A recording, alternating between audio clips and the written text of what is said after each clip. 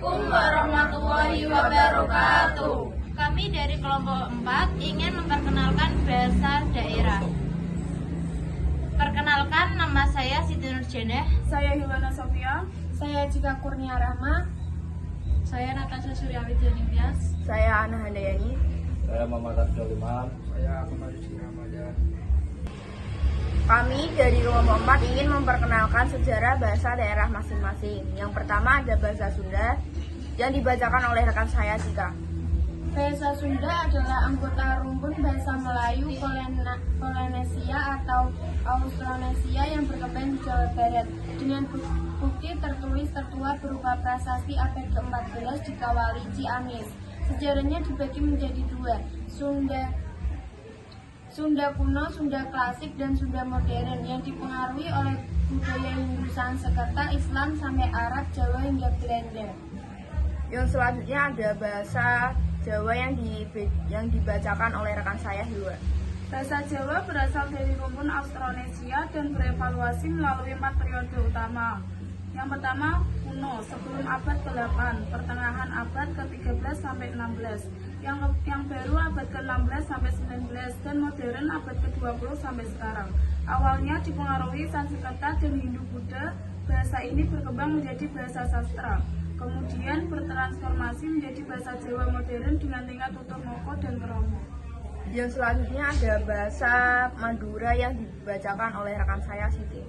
Bahasa Madura berasal dari rumpun bahasa Austronesia dan berkembang di Pulau Madura serta tersebar ke wilayah Tapal, Kuda Jawa Timur, Kalimantan, dan lainnya melalui migrasi suku Madura yang dikenal sebagai pelaut dan pedagang ulun. Dengan banyak pengaruh dari bahasa Jawa, Melayu, Bugis, Tionghoa, serta memiliki dialek regional seperti Bangkalan, Pamekasan, Sampang, dan Sumenep.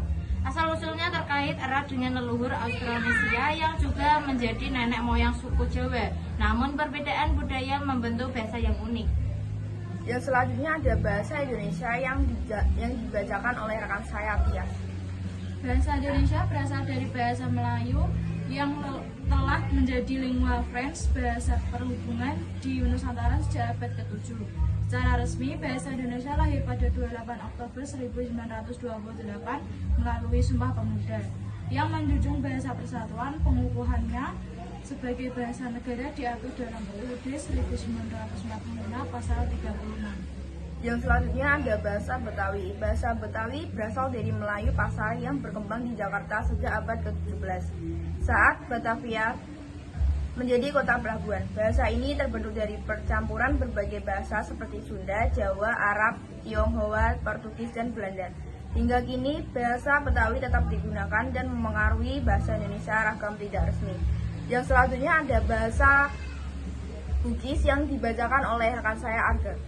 Bahasa Bugis dimulai sejak era kerajaan Bugis dari abad ke-14 menjadi bahasa resmi dan perdagangan menggunakan antara lontaran yang berasal dari India. Bahasa ini berkembang pesat seiring migrasi suku Bugis ke wilayah lain, melahirkan berbagai dialek Bone, Wajo, Pangkep, dan lain-lain. Perkembangan penting termasuk standarisasi oleh B.F.